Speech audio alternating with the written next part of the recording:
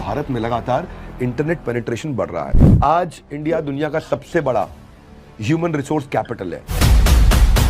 140 करोड़ लोग भारत में 2 करोड़ रुपया खर्च करेंगे। मार्केट अपॉर्चुनिटी कितनी बड़ी है, भारत में पॉपुलेशन का बेनिफिट भी बहुत है। आज 192 देशों में हम 5वीं सबसे बड़ी इकोनॉमी है, यानी कि हमने 187 देशों को पीछे भी तो किया है। क्या हुआ, पाकिस्तान खत्म, नेपाल खत्म, बांग्लादेश खत्म, श्रीलंका खत्म, साउथ एशिया में तो हम सबसे मजबूत हैं। नमस्कार, आप देख रहे हैं बिज तक और मैं हूं आपके साथ डॉक्टर तन्वी सिन्हा। आज हमारे साथ एक खास मेहमान जुड़े हैं। हमारे साथ है doctor Vivek Bindra, founder and CEO of बड़ा बिजनेस। वो बहुत ही पॉपुलर मोटिवेशनल स्पीकर हैं, साथ ही उन्होंने 10 से ज्यादा वर्ल्ड रिकॉर्ड बनाए हैं। बहुत बहुत स्वागत है डॉक्टर विवेक जी हमारे प्लेटफॉर्म पर आपका। धन्यवाद, थैंक यू तन्वी देवी।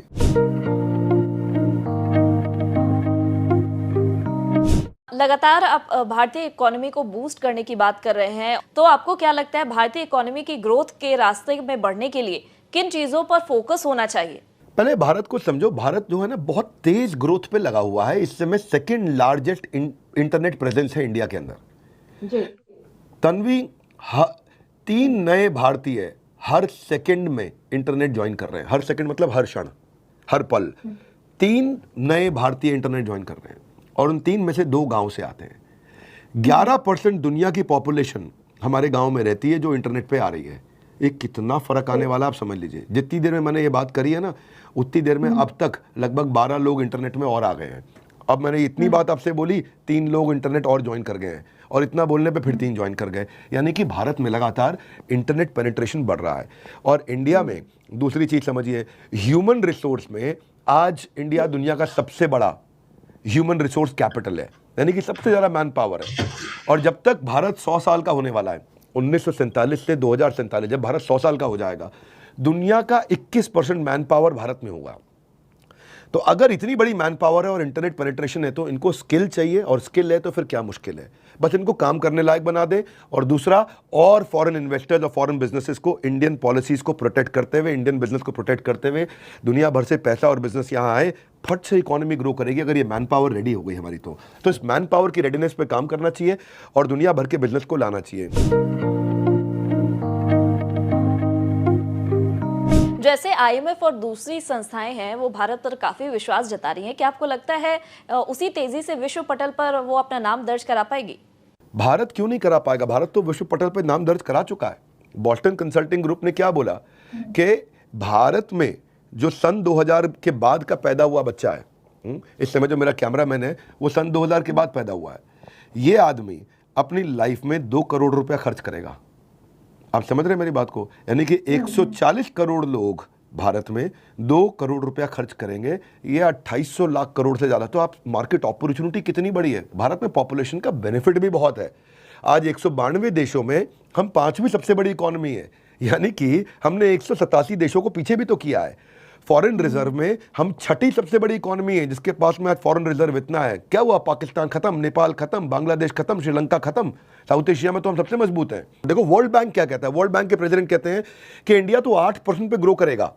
ये राइट टाइम है इंडिया के लिए। चाइना, यूएस 1% पे ग्रो कर रहा है, चाइना 4.25% पे ग्रो कर रहा है, जापान 1.5% पे ग्रो कर रहा है। भारत के लिए एक्सपेक्टेड ग्रोथ रेट है 8%। आप ये देखो ना कि अमेरिकन, यूके, फ्रेंच प्रेसिडेंट आज टाटा ग्रुप को धन्यवाद कर रहे हैं एयरक्राफ्ट की, जो उन्होंने आकर के डील्स करी हैं। आज आप देखते हो कि इंडिया फोरफ्रंट पे है, कर्जा उतारने के लिए मदद कर रहा है श्रीलंका की, अफ्रीका की। जहां पाकिस्तान $1 बिलियन किसी से मांग रहा है, हमारे यहाँ देखो $1 बिलियन की कंपनी हर 3 दिन में नई बार पैदा हो जाती है। तो विश्व पटल में हम अपना नाम दर्ज करा चुके हैं।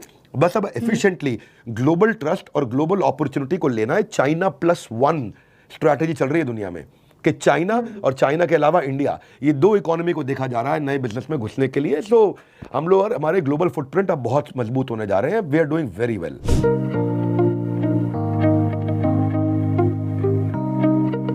भारत के पोटेंशियल का सभी लोग मान रहे हैं। अब धीरे धीरे लोगों का बिजनेस के प्रति भी रुझान बढ़ रहा है। आप बिजनेस या स्टार्टअप कल्चर को लेकर क्या कहना चाहेंगे? बिजनेस स्टार्टअप कल्चर को लेकर मैं कहूंगा कि इंडियन स्टार्टअप इकोसिस्टम दुनिया का तीसरा सबसे बड़ा है। 77,000 स्टार्टअप हमारे यहाँ रजिस्टर हो चुके हैं। $400 बिलियन की इनकी वैल्यूएशन है। आपको मैंने बताया नहीं रेफरेंस क्या है, पाकिस्तान $1-1 बिलियन मांग रहा है, हमारे यहाँ केवल छोटे छोटे स्टार्टअप ही $400 बिलियन के हो गए हैं। इंडिया में 13 करोड़ MSMEs हैं। हमारी 40% मैन पावर को, ये 40 करोड़ लोगों को हमारे देश में नौकरी दे रहे हैं ये जो हमारे MSME छोटे व्यापारी हैं। तो इस समय इंडियन GDP का 2/3 डोमेस्टिक डिमांड यहीं से ही कंज्यूमर, इंडिया बहुत बड़ा खुद का कंज्यूमर भी है। तो जितने ज़्यादा एंटरप्रेन्योर आएंगे हमारा ग्लोबल डोमिनेंस उतना ज़्यादा बढ़ेगा। मैं ये चाहूँगा कि जब भी कोई स्टार्टअप इकोसिस्टम में काम करने आता है तो उसको ग्रोथ एट एनी कॉस्ट नहीं करना चाहिए। उसको टॉप लाइन यानी रेवेन्यू, बॉटम लाइन यानी प्रॉफिट, इन दोनों पे ध्यान रखना चाहिए। पिछले 1 साल में कुछ गड़बड़े भी हुई हैं भारत में। बहुत सारे स्टार्टअप ऐसे थे जो केवल ग्रोथ पे लगे रहे, तो पेटीएम इसीलिए गिर गया, नाइका इसीलिए गिर गया। जैसे ही IPO पे जाते हैं लोग गिर जाते हैं। तो सक्सेसफुल बिजनेस मॉडल होना चाहिए जिसमें कैश, ग्रोथ, प्रॉफिट तीनों हो। ये नहीं कि केवल ग्रोथ होती रहे तो कैश और प्रॉफिट नहीं हुआ। देखिए ना ओयो के साथ भी क्या हुआ, $10 बिलियन पार करके फिर $4 बिलियन पे आ गए वो। तो जब ये तीनों चीज़ें मजबूत होंगी तभी हमारे जो है स्टार्टअप्स आगे जाएंगे।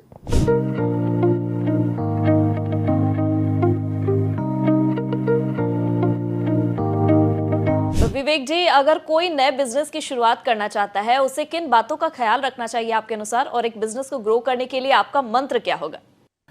नए बिजनेस को शुरू कर रहे हैं तो उसका थोड़ा व्यू पॉइंट ऐसा होना चाहिए कि मैं प्रोडक्ट ऐसा बनाऊं जिसके लिए कस्टमर एडवांस में पैसा दे दे, लॉन्च से पहले दे दे, या लॉन्च कर दूं तो तुरंत दे दे।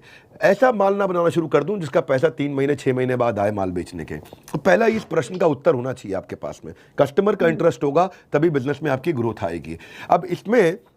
अब अगर मैं और गहरा उतरता हूं, क्योंकि मैं स्टार्टअप्स के लिए काम करता हूं, तो पहली चीज वो जब बिजनेस शुरू करते हैं तो अपने रेवेन्यू मॉडल को कई बारी कमजोर छोड़ देते हैं, डिफरेंशिएशन नहीं लेकर के आते, वही काम करते हैं जो सारे कर रहे हैं। अरे ये भी कर रहा है, ये भी कर रहा है, ये भी कर रहा है, अरे हम भी कर देंगे भैया, क्या बात करते। इसने पकौड़ी लगाई, इसने भुट्टे के स्टॉल लगाया, इसने फल फ्रूट का स्टॉल, हम भी लगा देंगे। साधारण उदाहरण में बोल रहा हूँ। या फिर लो कॉस्ट मार्केटिंग नहीं कर पाते, बड़ा पैसा खर्च करते हैं। कई बार अगर ऐसा बिजनेस है जो कि ट्रेडिशनल बिजनेस है तो लोकेशन बड़ी इंपॉर्टेंट होती है। कई बार हम लोग कंपटीशन को समझ नहीं पाते, आउट कम्पीट हो जाते हैं। या पार्टनर्स कभी ठीक नहीं होते।